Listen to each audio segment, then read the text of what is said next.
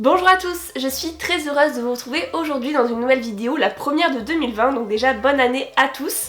Et justement on va parler des bonnes résolutions, c'est une vidéo que j'aime bien faire en général chaque année. Je me souviens qu'en 2018 j'avais fait 18 résolutions, ça me paraît énorme maintenant. Aujourd'hui il y en aura moins, mais je vais vous donner aussi des astuces pour réussir à les tenir. Bref, en tout cas, si la vidéo vous plaît, n'oubliez pas de la liker et n'oubliez pas d'être abonné à ma chaîne pour suivre toutes mes vidéos. Je vais vous présenter mes 5 résolutions principales et en même temps je vous donnerai donc des conseils pour réussir à les tenir. Ma première, c'est m'améliorer dans une langue. Je pensais vraiment m'améliorer en anglais pendant mon tour du monde pendant un an, mais clairement je me suis pas du tout autant améliorée que ce que je pensais, parce que déjà avec Sacha on parlait toujours entre nous en français. Des pays anglophones on n'a pas fait tant que ça, à part voilà, Australie, Nouvelle-Zélande, États-Unis. Donc bref, je comprends peut-être un peu mieux l'anglais, mais c'est toujours pas ça. Donc première résolution, c'est de mieux parler anglais, surtout que je rêve de m'expatrier plus tard dans un pays anglophone, genre les États-Unis, l'Australie, le Canada, donc ça serait quand même très important. Pour m'aider dans cette résolution, j'ai décidé d'installer l'application Babbel, je vous montre un écran juste ici. Cette vidéo est en collaboration avec eux, donc je les remercie énormément d'enfin m'aider à m'améliorer en anglais. Et dans d'autres langues évidemment, je sais plus combien il y en a une quinzaine, mais voilà, si vous voulez vous améliorer dans une langue, c'est vraiment une application au top. Surtout qu'il y a une super offre, vous payez 3 mois et vous avez 3 mois offerts dans le programme. Ce qui est super bien sur l'application, c'est que vous pouvez avoir des conversations de la vie de tous les jours pour apprendre rapidement une langue. Au début on peut aussi choisir voilà, pourquoi on veut s'améliorer et je pense qu'après du coup ça s'adapte en fonction de ça. Il y a aussi donc plusieurs leçons et sujets, il y a la grammaire, le vocabulaire, l'écoute et la prononciation. Ce qui me plaît le plus c'est la prononciation parce que je pense que j'ai quand même pas mal de lacunes là-dedans, j'avoue que j'ai vraiment l'accent de la française. En voyage dès qu'on parle anglais tout de suite, ah vous êtes français. Alors que l'écoute, j'utilise un petit peu moins sur cette application parce que j'essaie quand même d'écouter des séries par exemple en VO et l'accent américain je m'y fais de plus en plus, j'aime bien. Donc voilà, c'est surtout la prononciation et après évidemment élargir mon vocabulaire, m'améliorer en grammaire etc. parce que j'ai un peu perdu les bases depuis le lycée, le collège. J'ai appris aussi que sur l'application il y avait plus de 150 professeurs donc de langue qui élaborent donc les leçons etc. C'est vraiment très bien encadré et vous n'avez besoin que de 15 minutes par jour à peu près pour vous améliorer, faire vos leçons du jour. Voilà, et donc comme je vous le disais dans la description de la vidéo, je vous mets une offre qui vous permet de payer 3 mois et d'avoir 3 mois offerts. Donc je trouve ça vraiment cool, 6 mois pour tester une application et au moins je trouve que voilà, quand on s'engage sur 6 mois on s'y tient, c'est un peu comme la salle de sport. 6 mois ça va, 1 an déjà c'est plus compliqué mais 6 mois c'est vraiment faisable. Donc voilà, je compte sur vous si vous voulez aussi vous améliorer en langue, il faut tenir le coup.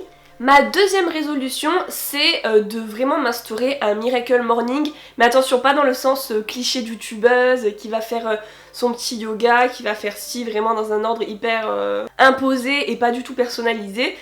J'ai lu le livre Miracle Morning il y a quelques mois, je pense que je vais le relire pour que ce soit frais dans ma tête, mais j'aime beaucoup juste le principe de se lever plus tôt, donc au moins 1 heure plus tôt, pour faire des choses qui vont nous motiver dans la journée ou faire des choses qu'on n'aura pas forcément le temps de faire dans la journée. Voilà, après moi je vais pas le suivre à la lettre, dans l'ordre, écrire, faire ci, faire ça, réciter des affirmations positives, je veux vraiment l'adapter pour moi. Peut-être faire ouais 10-15 minutes d'exercice physique, par exemple des fois il y a des vidéos YouTube hyper rapides pour en faire. Écrire vraiment les choses que j'ai à faire dans la journée, faire peut-être ouais des exercices de visualisation pour vraiment me motiver, être plus productive, etc.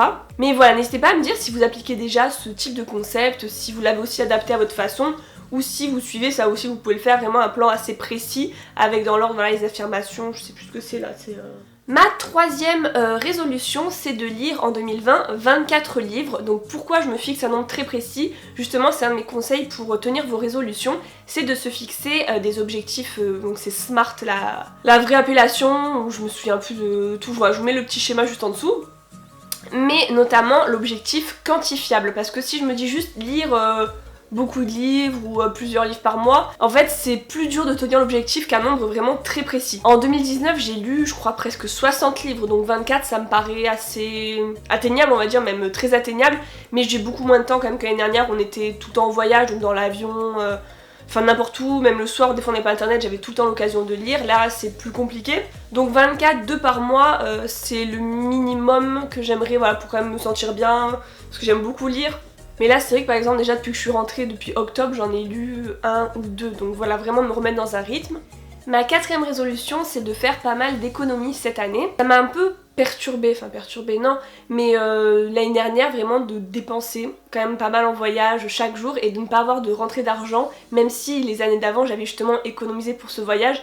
mais je sais pas, ça me stresse de dépenser sachant que je ne gagne rien en même temps, enfin je sais pas si vous voyez ce que je veux dire. Du coup cette année j'aimerais bien refaire pas mal d'économies pour voilà prévoir d'autres voyages, prévoir plein de choses. Mais justement si vous avez bien suivi par rapport à l'autre résolution, faut que je mette une somme précise à économiser. Ça j'ai pas encore décidé mais faut que je réfléchisse pour m'y tenir. Après moi je suis pas quelqu'un de très dépensier, enfin je fais pas trop souvent les boutiques et tout. Et en plus là je suis plus dans une démarche justement de me débarrasser d'un peu tout de ce qu'il y a chez moi, dans mes armoires, dans mes placards et tout. Donc j'ai encore moins envie d'acheter là. Je suis plus dans l'optique de vendre. Donc ça tombe bien, ça va m'aider pour cette résolution. Et la dernière résolution, la 5e, je peux pas vraiment vous dire ce que c'est donc c'est un peu nul, je vous l'avoue. Mais c'est d'aboutir à un nouveau projet qu'on a avec Sacha qui est peut-être presque encore plus cool que le projet de tour du monde. On a un projet qu'on est en train de prévoir, je vous l'avais pas encore dit sur YouTube. J'en ai parlé sur Instagram, je pense vous dire d'ici assez peu de temps ce que c'est, je ferai une vidéo je pense dédiée à ça. Mais voilà, ça serait que ce projet aboutisse cette année. C'est quand même assez bien parti pour, mais voilà, si ça se fait pour moi ce sera quand même le truc de l'année. C'est un projet personnel, hein, ça n'a rien à voir avec mes réseaux sociaux ou des collaborations ou quoi que ce soit. Donc voilà, n'hésitez pas à me dire dans les commentaires vos résolutions, vos astuces pour vous y tenir. Ou si justement vous choisissez de ne pas prendre de résolution comme j'ai fait l'année dernière je crois. Je vous retrouve la semaine prochaine pour une nouvelle vidéo. En attendant, n'hésitez pas à me suivre sur Instagram et TikTok. Je vous fais de gros bisous et à bientôt.